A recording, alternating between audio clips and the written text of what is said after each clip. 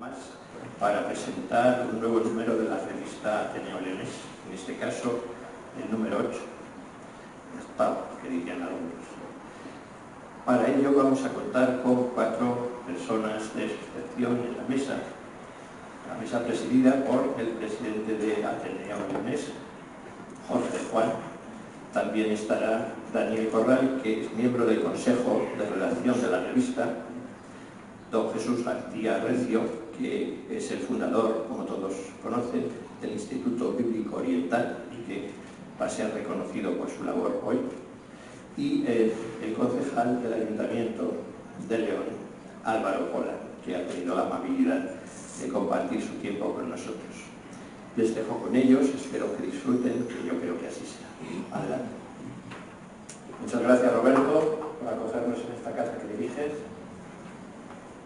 Y comienzo, como siempre suelo hacer, evocando el mundo clásico. Transcurría el siglo VIII antes de Cristo y en la antigua Grecia, concretamente en Beocia, destacaba un pastor llamado Hesíodo, a causa del talento que parecía demostrar. A la muerte de su padre y después de un enfrentamiento con su hermano por la herencia, la historia nos demuestra que no hay nada nuevo bajo el sol, Hesíodo se estableció en Naupactos, donde pasó su juventud en el cuidado de un rebaño de ovejas, llevando una vida plácida y sencilla. En uno de esos días de pastoreo, según cuenta de sí mismo, se le aparecieron las musas, que le ordenaron cantar a los dioses y a los trabajos de cada día. Así nacería una de sus obras más famosas, Teogonía, que, como su propia etimología indica, trata de explicar el origen del cosmos y el linaje de los dioses. La inspiración de las musas es, por tanto, la que permitió a Hesíodo salir de su vida de pastor, entrar en el mundo divino y en la comprensión profunda del cosmos y del hombre. Las musas revelaban el conocimiento del pasado y del futuro. Me inspiraron una voz, dice el poeta griego, con objeto de que pudiese yo decir las cosas pasadas y futuras. Y me ordenaron que cantase a la raza de los dichosos inmortales y a ellas mismas, que cantara siempre desde el principio hasta el fin. Precisamente esta cita nos sirve como marco para el acto que hoy aquí nos congrega. De ella destaco 3 conceptos que considero importantes: inspiración, pasado y futuro. Nos encontramos en un acto cultural en el que se va a elogiar el estudio y difusión de la cultura leonesa. 2 verbos, estudio y difusión, que tan solo pueden ser conjugados desde la inspiración por unos seres divinos, como son las musas, por el amor que suscita en nosotros esta pequeña patria, por el afán de saber. Cada uno sabe cuál es su musa. Desde luego, una actividad que en nuestro caso es llevada a cabo con memoria y esperanza, pasado y presente, términos clave.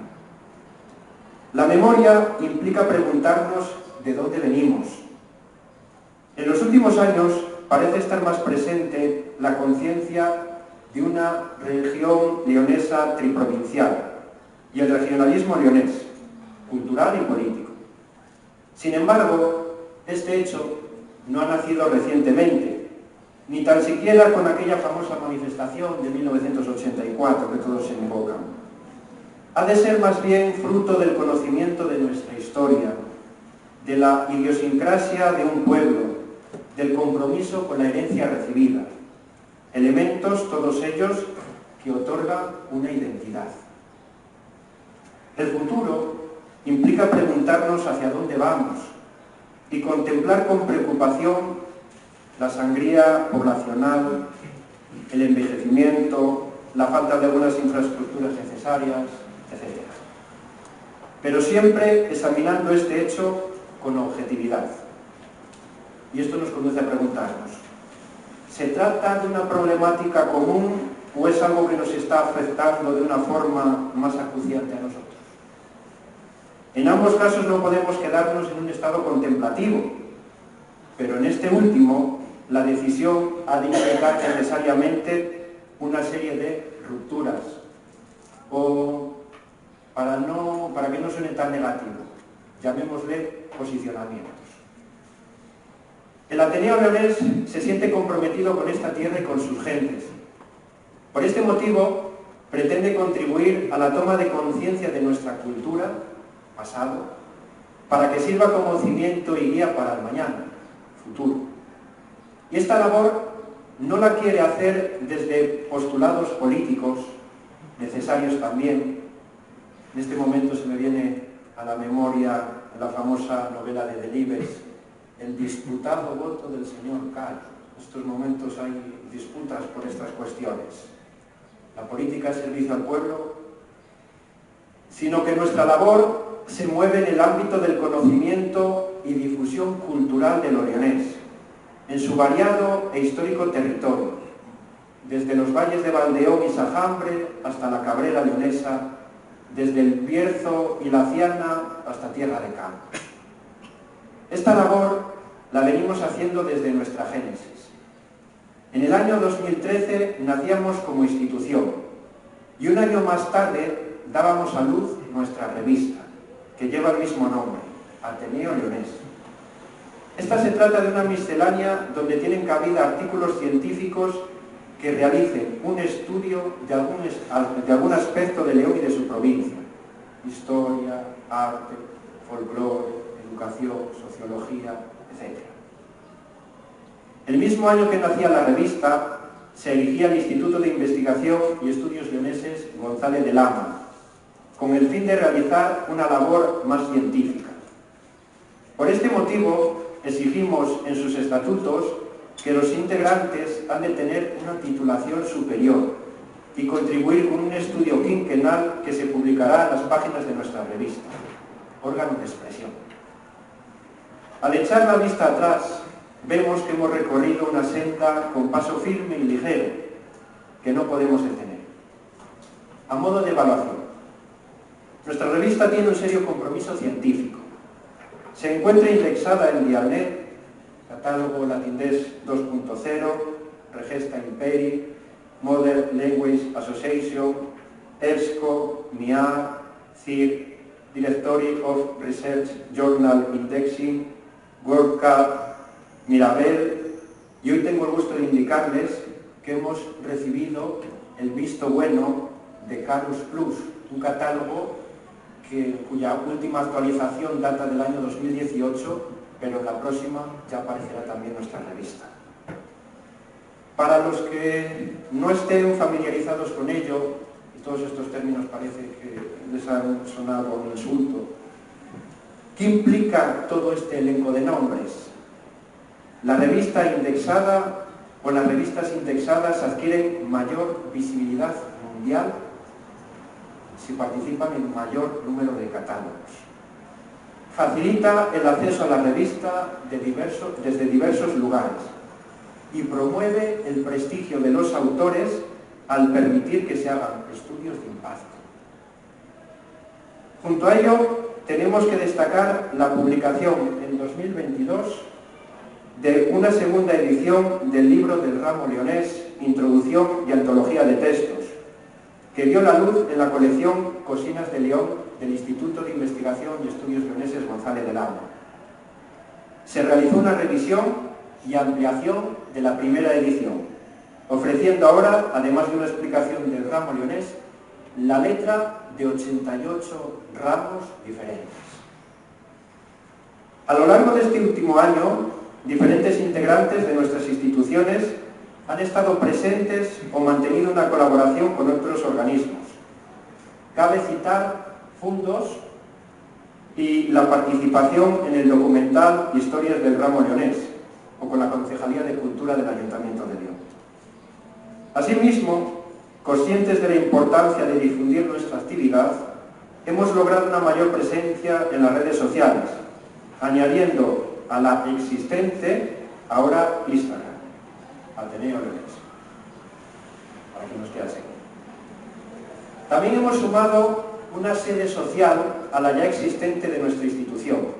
De esta forma, el Ateneo Leonés está presente física y visiblemente en el ámbito rural y también en el urbano. Concretamente, aquí en León, la nueva sede, en la calle Moisés de León, número 52. Hoy nos hemos reunido aquí para presentar el número 8 del Ateneo Leonés y con el presente hemos publicado ya 45 estudios sobre León, en los que han participado 37 autores diferentes, con un total, y esta es la cifra que a mí me hace estar más orgulloso, 2025 páginas de contenido leonés. Lo que en un principio parecía un sueño, se convirtió en un proyecto con dudas de pervivencia y hoy es una realidad completamente consolidada. Siempre digo, somos una institución joven. La media de edad de sus integrantes es joven, lo cual es garantía de futuro. Y llevamos pocos años de existencia. Podríamos decir que nos encontramos justamente ahora en la edad de la primera comunidad. Todo ello hace que la ilusión no merme, a pesar de las dificultades que implica llevar a término una empresa como esta. Francisco de Quevedo decía que la gratitud es la parte principal de un hombre de bien. Nos consideramos hombres de bien y no queremos quitarle la razón a Quevedo. Por ello, estimo justo y oportuno, en un día como hoy, hacer una acción de gracias. En primer lugar, a los autores de los artículos y reseñas, que habéis puesto vuestra confianza en nosotros para que a través de estas páginas divulguemos los frutos de vuestro trabajo. Soy consciente de las muchas horas que tras ellos se esconden, lo cual me mueve a tratarlos como el mejor de nuestros tesoros. Nuestro proyecto no es puro idealismo, necesita también de una realidad material, y ello me mueve a dirigirme ahora a la excelentísima Diputación Provincial de León y al Instituto Leonés de Cultura, que nos brinda lo más empírico, diríamos, lo económico, para poder seguir dando continuidad a esto que podríamos llamar Biblioteca Leonesa. Agradecimiento de igual forma al excelentísimo Ayuntamiento de León, hoy representado aquí en la figura de su concejal Álvaro.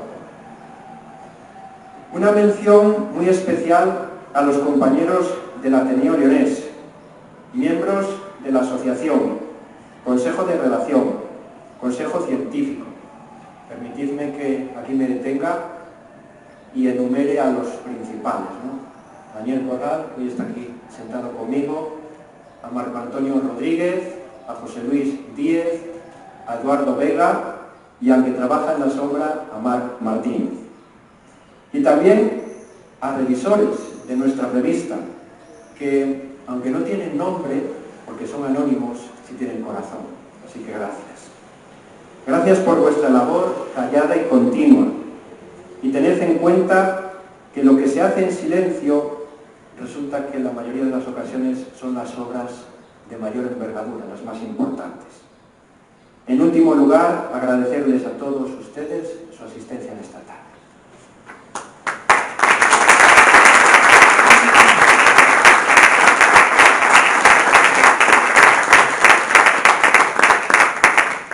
Tiene ahora la palabra don Daniel Corral, miembro del Consejo de Redacción de la revista, para presentar el contenido de este número. Bueno, lo primero, muchas gracias a Jorge de Juan por la presentación. Y voy a proceder a informaros de forma breve del contenido de la revista de este año, que es ya el número 8. Como sabéis, el Ateneo es una revista científica que busca la investigación y la divulgación de diversas realidades que conforman la sociedad leonesa. Siempre buscamos fomentar la discusión de nuestro contenido de forma reflexiva y crítica. En este número de la revista Ateneo Leonés se abre con un artículo de Juan José Sánchez Badiola, que rescata las alusiones a los enterramientos de las principales familias nobles leonesas y sus armerías, las cuales se hallan presentes en la literatura heráldica y genealógica. Junto a él tenemos que aludir al segundo artículo, escrito por Ricardo Herrera Santamarta, quien desempolva la figura de don Álvaro López Núñez para demostrar la relevancia de esta figura presente en el callejero de la capital de la provincia, pero tan desconocida por muchos. Hay hechos significativos, datos, como por ejemplo que fue un académico de la Real Academia de Ciencias Morales y Políticas y acérrimo defensor de la asistencia social, los seguros sociales y la democracia cristiana. El tercer artículo de la publicación está firmado por Alejandro Fernández Sutil, que a través de un estudio de caso en colegios de la ciudad de León muestra el conocimiento de los docentes que tienen sobre los primeros auxilios, arrojando conclusiones interpelantes. Por otra parte, Casimiro Bodelón Sánchez es el autor del cuarto artículo y ofrece al estudioso datos inéditos y muy útiles para la labor investigativa sobre la historia del Hospicio de León en el periodo entre 1899 y 1913. Por último, el abogado leonés José Fanjul Alemany realiza un interesante estudio sobre el nacimiento del parlamentarismo en León en 1188. Todo ello reflexionando desde el marco de la tradición jurídica. Por otro lado, se han publicado reseñas a 5 libros de temática o autor leonés, concretamente los libros Filandonas y Volandas, reseñado por Marco Antonio Rodríguez, Pulcra, por Jorge de Juan, Villoria de Órbigo y los Premonstratenses, 900 años de la fundación de Norberto de Chantén, por Jorge de Juan, El ramo leonés, introducción y antología de textos, por Javier Alonso Gutiérrez, y San Isidoro de Sevilla, a León, por Máximo Cayón, cronista oficial de la ciudad de León. Todo este contenido arroja un total de contenido de 323 páginas en este volumen. El proceso de gestación de una revista de estas características es muy laborioso y por ello se debe dar gracias a todos los miembros que conforman el Ateneo Leonés y el Instituto de Investigación y Estudios Leoneses González de Lama, junto a todos los autores que han colaborado, pues en el poco trayecto de vida de esta revista ha logrado convertirse en una referencia obligada dentro del panorama académico de León. Cada edición que pasa, sus artículos, como ha dicho Jorge de Juan, son indexados en más repositorios científicos, nacionales e internacionales, y ya son más de medio centenar las bibliotecas que tienen acceso a este contenido. Muchas gracias.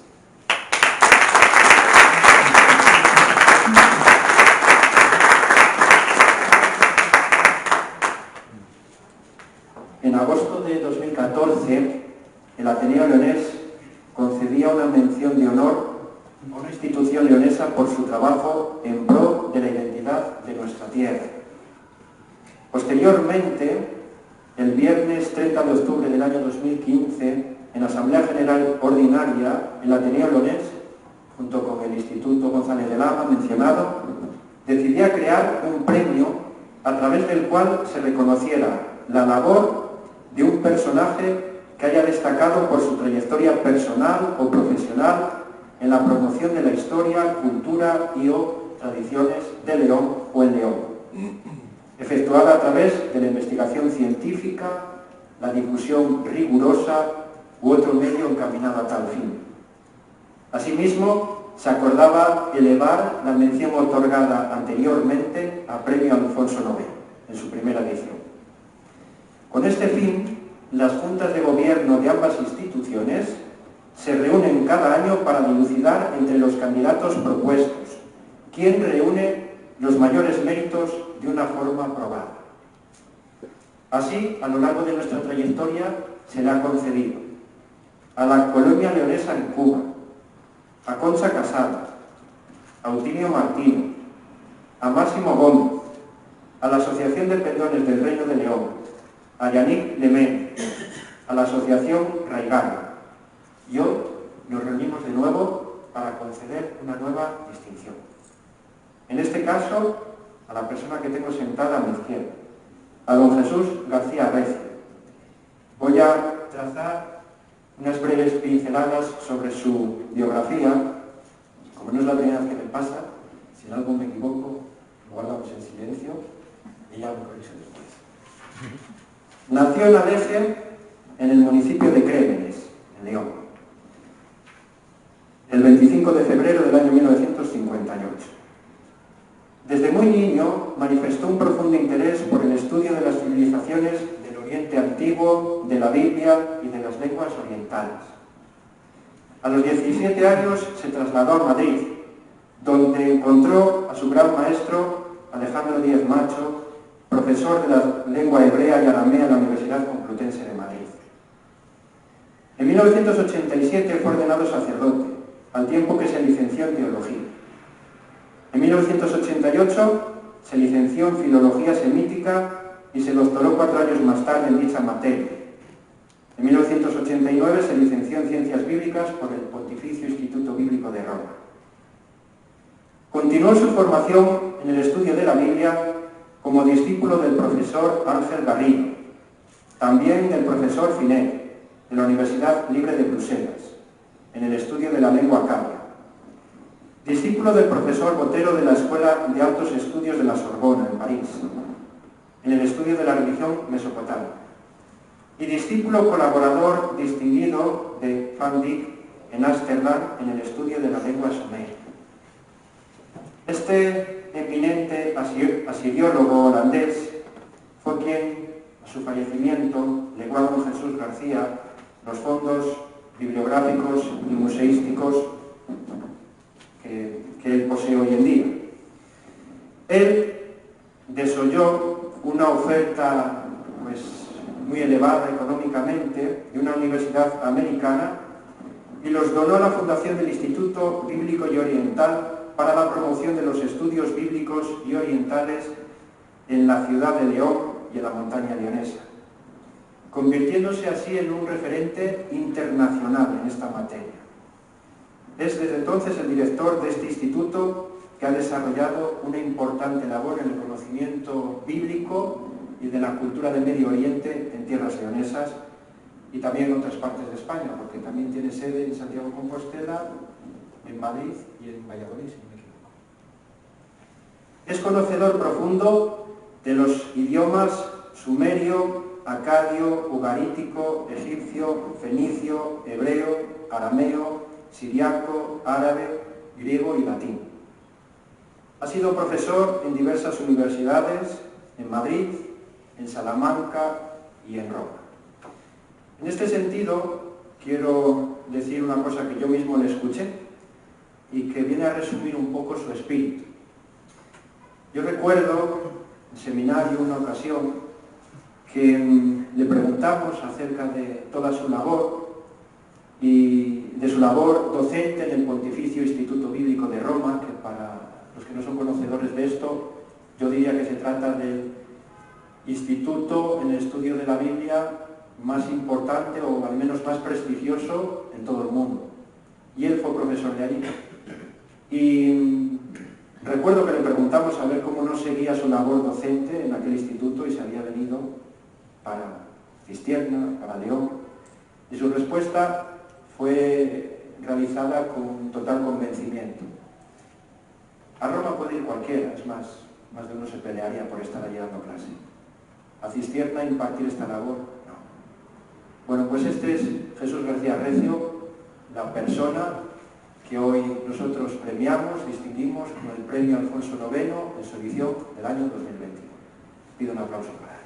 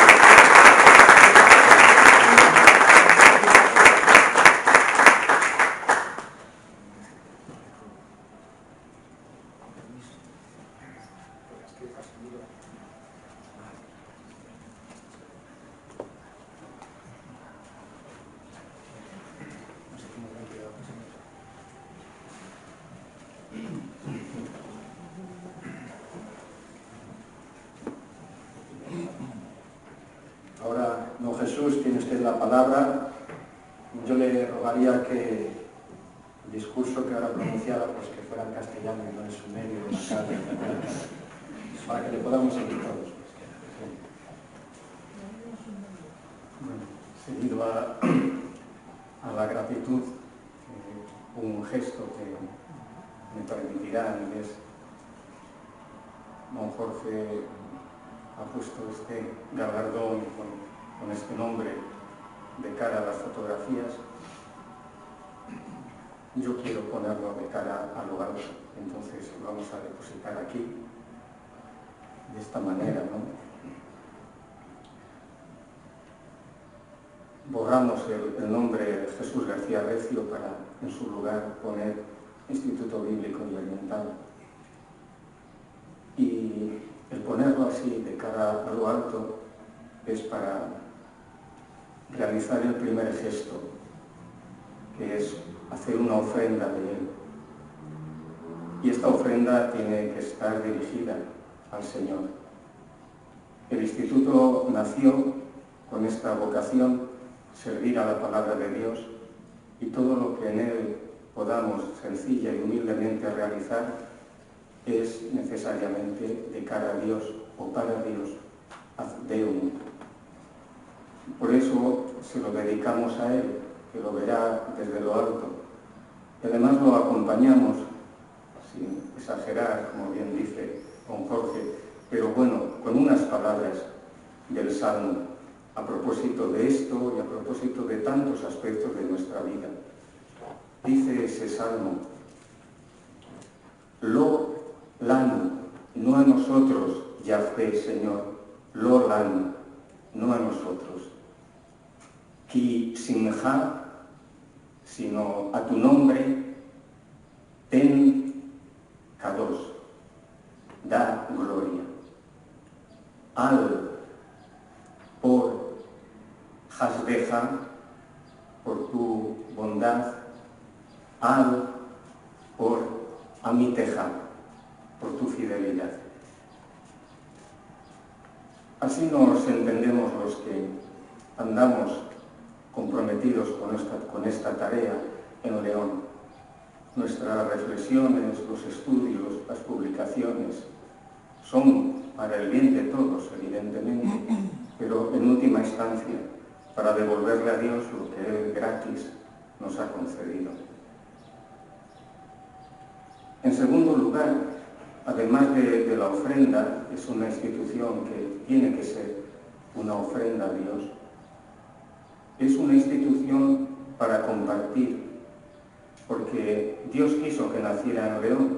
Esto es una decisión suya que le hemos indudablemente de agradecer, pero no como una flor que brota, no se sabe por qué, en un desierto, sino porque también Dios quiso que esta tierra, en este rincón de Hispania, en el Finisterre, dejando ya el Mediterráneo y asomándose al Atlántico, prendiera un interés enorme por el Oriente y también por la palabra de Dios. Y esto conviene refrescarlo, lo tenemos que hacer presente esta tarde. Esta obra de Instituto Bíblico y Oriental no se comprende, sino continuadora de una tradición. Sin ellos, los que nos han precedido, esto no hubiera nacido. Entonces, tenemos que hacerles presente y compartir este galardón con todos ellos, que son realmente los merecedores de ello. Una mujer del siglo IV, Egeria, del entorno de Astorga, nos vinculó a todos ya con el Oriente, no de cualquier manera, sino físicamente. Se esforzó por visitar aquella tierra santa, la primera tierra santa, Mesopotamia, Egipto, Palestina, y vino a nuestra tierra con la enciclopedia de su época, lo que se llama el itinerario de Egeria, y los que en aquel momento tenían acceso a las letras, pues encontraron y pudieron leer o bien escuchar aquellas narraciones realmente enciclopédicas, las medidas de los templos, el de Belén, la relación de la liturgia del siglo IV en Jerusalén, qué había en el Sinaí, por qué ella tenía el empeño de llegar hasta hoy y por qué Dios no le concedió llegar a aquella tierra. Pero ya a todos nos vinculó con el Oriente. Por no hacer una relación fatigosa, pasamos al siglo XII y tenemos otro hombre al cual le agradecemos y con el que se comparte también este premio, este galardón, que fue Santo Martino, de Palacio de Torío. Estamos en el siglo XII, confesor precisamente de Alfonso IX y de su esposa.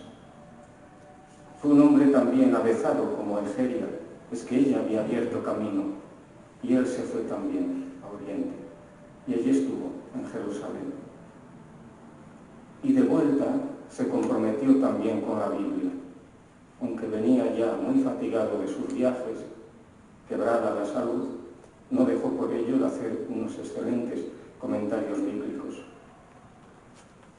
Y ya llegamos a nuestro magnífico y espléndido siglo de oro, el XVI, que tiene también dos expresiones geniales entre nosotros. Cipriano de la Huerga, de Laguna de Negrillos, que fue el impulsor del prohombre de las semíticas de España, Benito Arias Montano, al que él enseñó el hebreo y el arameo. Y él no quedó solamente en ser maestro de don Benito, sino que fundó el trilingüe de Alcalá de Henares. El otro nombre de ese siglo extraordinario, Gaspar de Grajal de Campos. Muy laborioso, muy metido en la filología hebrea, disputando cátedra en Salamanca con tan pocos amigos que tuvo que morir en la cárcel. Y luego ya finalizamos en el 19 y en el 20 con otro hombre, don Ramiro Fernández Balbuena, nacido en un pueblecito, el primero que ha tapado la presa de Arriaño, muchos no lo conoceréis.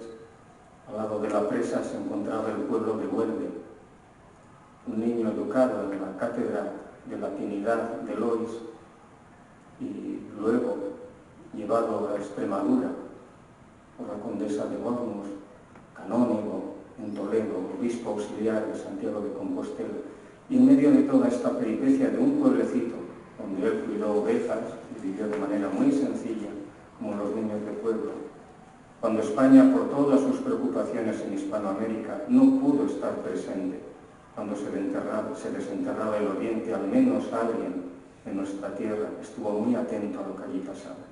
Lo dice él en el prólogo de su obra, Egipto y Asiria resucitados. A falta de alguien que escriba sobre estos acontecimientos, ahí estaba él. Y eso se hace desde nuestra tierra. Este libro de este hombre de Huelve, anecdótico, está magníficamente encuadernado de forma lujosa y no se sabe por qué. Yo, después de que dejé Roma, lo retomé este año, después de 13 años de ausencia de allí. Lo encontré todo muy cambiado, para peor. Y en la gran biblioteca del Pontificio Instituto Bíblico, que lleva el nombre de Aula Orientalis, como han reubicado los libros, los tres de don Ramiro están allí puestos, de manera que el que entra en el Aula Orientalis, con lo primero que se tropieza son a la izquierda, pero es que los va a ver por su edición lujosa, Egipto y Asiria resucitados. Manda él en aquella magna biblioteca, queda también como un hermoso signo. Esto que acontece aquí entre nosotros, aunque no cuadra ni tiene las medidas ni las proporciones de un instituto leonés de cultura o de este premio, de Alfonso IX o de vuestra institución. Sin embargo, dada la expansión de nuestra tierra, debe de ser considerado, porque forma parte de nuestro ser, de lo que ha ocurrido históricamente entre nosotros. Y está bien que nos dediquemos a estudiar, profundizar, ¿no?, nuestra propia historia, pero es que esta historia está conjugada con la historia de España, está conjugada con la gran historia. León no se entiende sin estos personajes y no se entiende sin su vinculación al Oriente, y tan no se entiende que es inexplicable, si no fuera porque es un querer de Dios, que entre nosotros salgan vocaciones para el Oriente. No voy a nombrar, pero están aquí sentados algunos de ellos.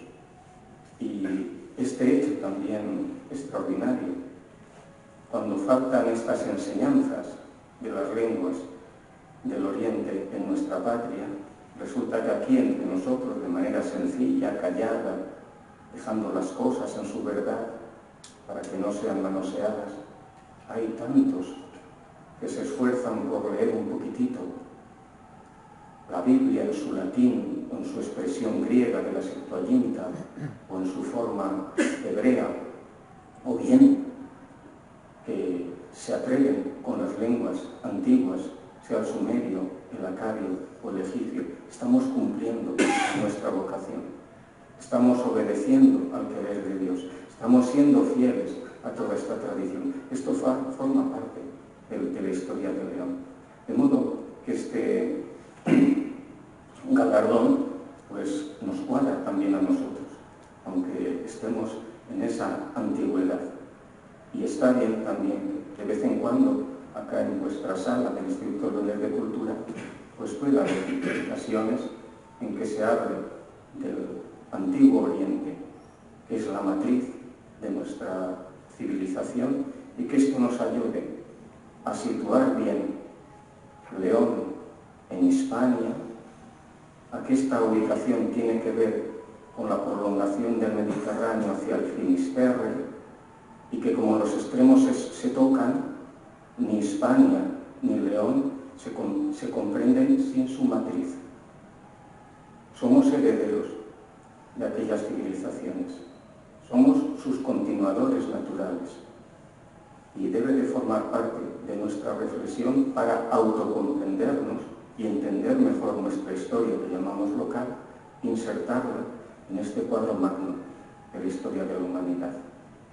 Pues, muchas gracias.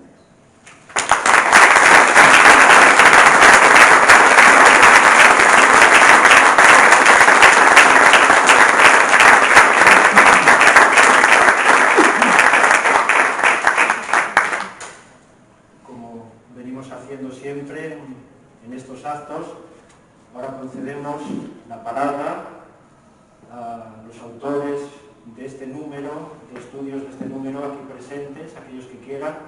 Ya saben que tienen como máximo 7 minutos, los 7 minutos la guillotina caerá. Más que nada porque yo también quiero que se compren revistas, entonces no vamos a contar el artículo entero. Así que los que lo deseen pueden ir saliendo aquí a este atril.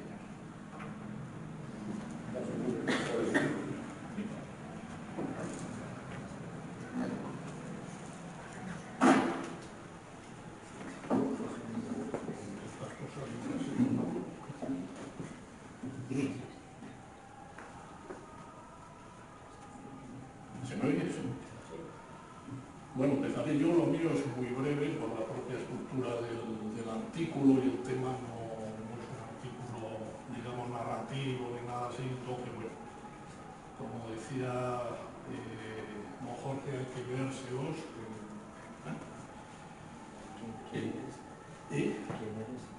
Sí, soy Juan José Sánchez Badiolas. El primer artículo se titula La cronística nobiliaria como fuente para la heráldica sepulcral de la ciudad de León. Es de estos títulos que espantan a cualquiera. Y forma parte de un proyecto de estudio de la heráldica eclesiástica y, bueno, en el sentido amplio de León, de la provincia de León, de la archidiócesis de Oviedo también, que al final pues se ha quedado en dique seco, y hemos ido sacando algunas partes que se están publicando sobre heráldica episcopal. Ahora va a salir una de Astorga, del obispo de Astorga, sobre heráldica eclesiástica, canónicos, etc. En la revista Hidalguía, en otras revistas del ramo. Y pues está dedicado a una parte, bueno, pues, peculiar, que es la heráldica, las representaciones heráldicas en los entornos funerarios. Sepulcros, capillas, monumentos funerarios, etc. Lo hemos limitado a la ciudad de León, que era una ciudad particularmente rica en este tipo de manifestaciones. Se han perdido muchísimas. A partir de que esas representaciones sirvieron en su día, en la Baja Edad Media y en la Edad Moderna, como fuente para los heraldistas, los cronistas, los reyes de armas, para hacer todas estas compilaciones de blasones, de nobiliarios, etc. Lo que a su vez pues, nos sirve hoy para poder identificar y contextualizar correctamente las que conservamos en las catedrales, San Isidoro, en algunas iglesias, y tener también información acerca de otras que han desaparecido. Ya muchísimas en parroquias, en la iglesia del convento, en la capilla del convento de Santo Domingo, en la antigua de San Claudio, etc., que se han perdido, otras pues han ido a parar a museos, están descontextualizadas, y en fin, estas fuentes nos permiten al menos saber de quién eran, a qué se deben, e incluso dar una idea de dónde estaban originalmente. Y básicamente esa es a lo que se dedica el artículo, y creo que bueno, pues es útil para todo ello. En fin, únicamente quiero felicitar muy especialmente al premiado, al profesor García Recio, una labor verdaderamente magnífica. Muchas gracias.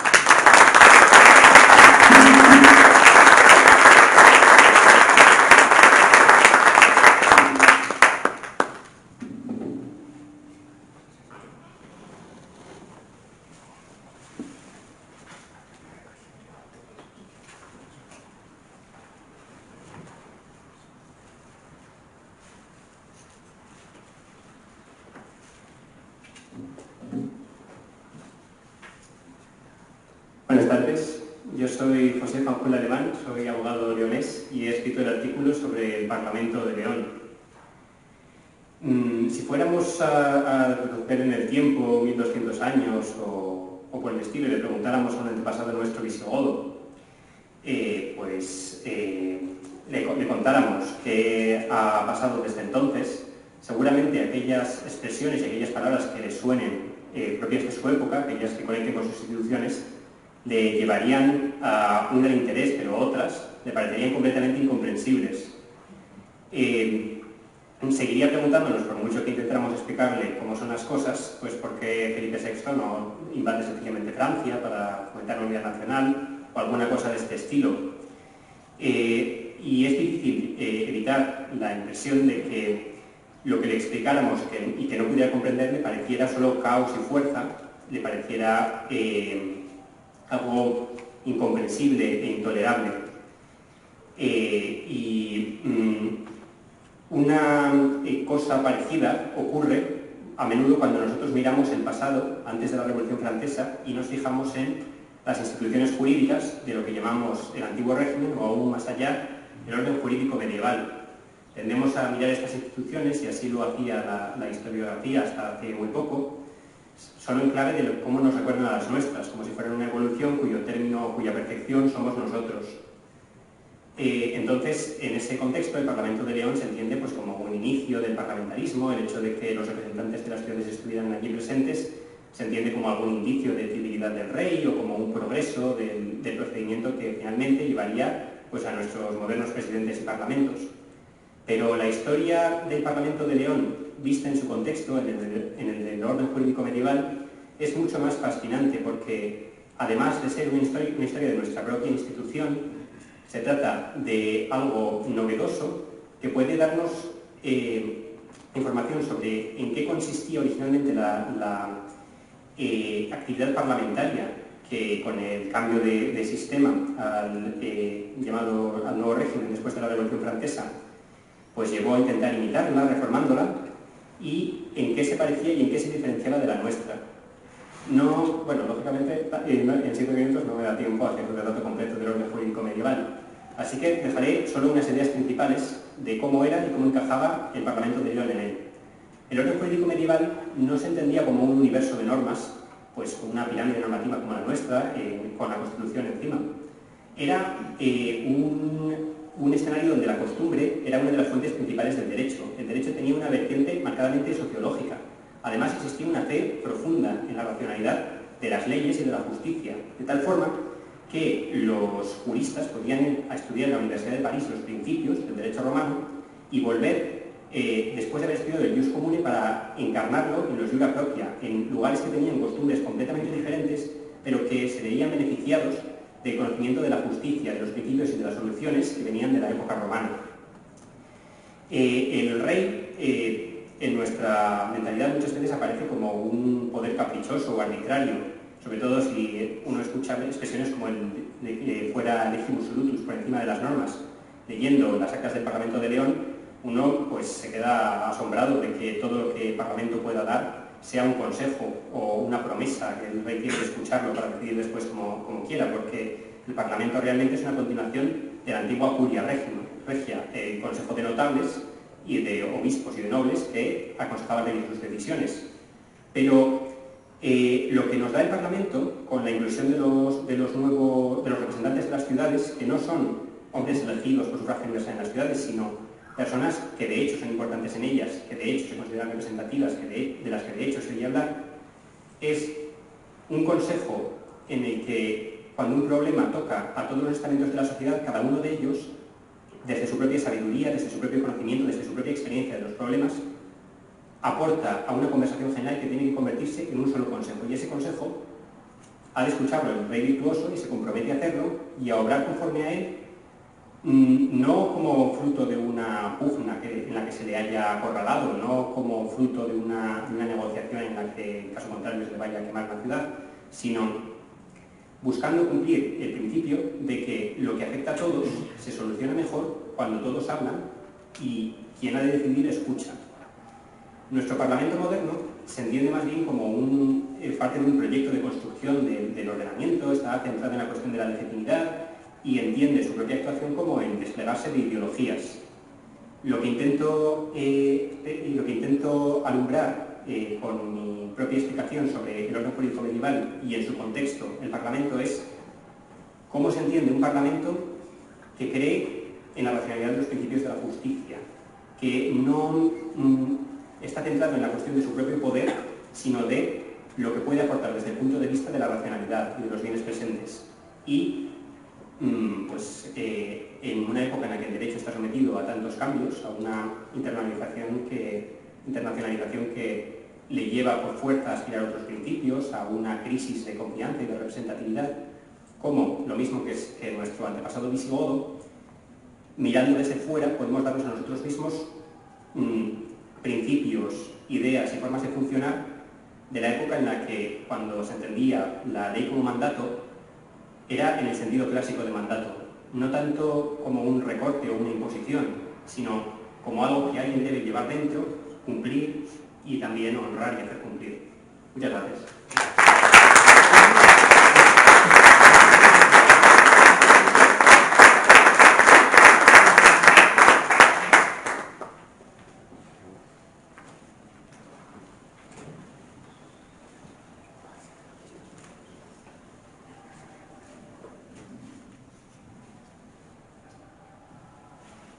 Buenas tardes. Bueno, mi nombre es Ricardo Herreras y soy el segundo artículo, sobre la figura de Álvaro López Núñez. Quería agradecer en primer lugar al Ateneo Leonés y en general y a Jorge en particular, pues esta segunda colaboración que me han brindado en esta trayectoria ya de 8 números, ¿no?, de la revista Ateneo Leonés. Y en ese sentido tengo que ponderar que ambas colaboraciones pues han estado siempre realizadas con absoluta libertad, ¿no? Porque las dos, la verdad es que han tratado dos temas polémicos, ¿no? La primera fue relacionada con el tema de todos los bienes comunales leoneses, en un momento donde, bueno, pues estos estaban sufriendo, la verdad es que un ataque bastante considerable, y ahora pues es un tema que aborda un capítulo muy concreto de otro tema que también está muy en el candelero, como es el de la memoria histórica y o democrática. En realidad todos los escritos pues tienen siempre un punto de inicio, ¿no? Bueno, hay un momento en el que te decides a escribir algo sobre alguien o sobre algún tema concreto, ¿no? En el caso que nos ocupa, sobre la figura de Álvaro López Núñez, el origen de este escrito, pues se remonta al año 2016, en realidad, cuando el Diario de León publicaba una noticia que, vamos, a mí me resultó de lo más descacharrante, ¿no? Porque, bueno, pues un abogado madrileño remitió una carta al Ayuntamiento de Leonés pidiendo la retirada de una treintena de calles, entre las cuales figuraba pues nada menos que la de Luis Sousa, Domingo Berroeta o, por ejemplo, los marqueses de San Isidro, ¿no?, bajo la acusación de franquistas. Ya verán ustedes estas tres figuras qué relación tienen con Franco, ¿no? Y entre las cuales estaba también la figura de Álvaro López Núñez. Indagando un poco sobre el tema, me di cuenta que de lo último que se había escrito así en extensión sobre Álvaro López Núñez databa del año 78, porque desde el año 78 hasta nuestros días solamente hay un artículo muy breve, además, en Tierras de León, no se ha escrito prácticamente nada. Y estamos ante una de las figuras sin duda más relevantes del primer tercio, de los primeros años del finales del siglo XX, o sea, finales del siglo XIX y principios del siglo XX. Álvaro López Núñez fue un gran intelectual, fue un periodista notable, fue uno de los grandes pioneros de todo lo que es la seguridad social en España, fue uno de los miembros fundadores del Instituto Nacional de Previsión, que es el origen de lo que después será la seguridad social. Es pionero en nuestro país en lo que se refiere al tema de la educación de los niños sordomudos. Una de sus hijas era sordomuda, y yo creo que eso pues, le impulsó, ¿no?, a preocuparse por la enseñanza de todas estas personas. Y bueno, desde que él se va a Madrid, siendo bastante jovencito, pues compagina su labor periodística con una labor en la administración del Estado, sobre todo en lo que se refiere a temas de seguridad social, que le lleva a ocupar los principales puestos de esa administración, al punto que tiene las principales condecoraciones, o sea, todas las condecoraciones civiles más importantes de España, pues las tiene él, ¿no? Lo más lamentable de todo esto es que, bueno, pues Álvaro López Núñez efectivamente es una víctima de la guerra civil, pero no es una víctima de los malvados franquistas, sino todo lo contrario, ¿no? Tanto él como su hija, ¿no? Que van a ser ejecutados el día 29 de septiembre del año 36 en las tapias del cementerio de lo que es la Almudena, donde entonces se llamaba el Cementerio del Este. Y además la calle esta de Álvaro López Núñez es una calle que es muy anterior a la época de Franco, ¿no?, porque se hace en la época de la dictadura de Primo de Rivera. algo absolutamente excepcional, porque en aquella época era muy difícil que a alguien le pusiera en una calle en vida, no como hoy. Entonces, bueno, yo lo que he pretendido un poco es, con este trabajo, que bueno, pues la gente se acerque a esta figura, que conozca toda su trayectoria, que conozca su obra. Si pueden encontrar, en alguna librería de viejo todavía la podrán encontrar, El mundo silencioso, porque la verdad es que es preciosa, sobre el tema de la educación a sordomudos.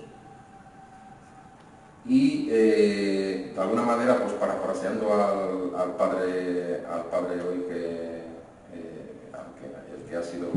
el que ha sido premiado hoy, ¿verdad?, el padre Recio, pues yo creo que el artículo de hoy pues puede ayudar un poco a poner a veces la verdad un poco en su justo término. Bueno, no me quiero ya extender más, agradecerle su presencia aquí y nada, que tengan una buena tarde.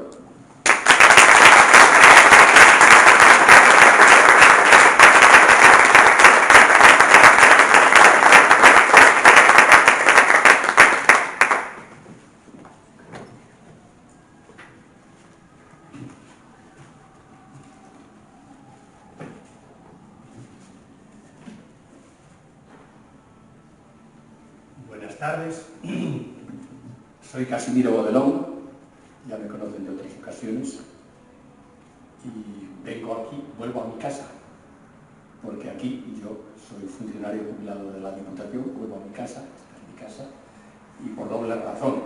Vuelvo a mi casa en el artículo que está ahí en la revista, pues son las memorias del hospicio de esta casa. Aquí está el hospicio de León. Están ustedes en el Hospicio de León, el antiguo Hospicio de León. Pues las memorias son de 1899 a 1913. 1899 es la última del año del siglo XIX. Yo creo que hay dos, yo al menos solamente he encontrado dos, la primera y la última. La primera es del 1804 y la última es la del 1899. La del 1804 está publicado en la Historia del Hospicio, primera mía. Y la última pues salió aquí, es la primera esta. Y después del 1900 a 1913. Y yo espero que en el próximo número que me concedáis puedan aparecer las del 1900.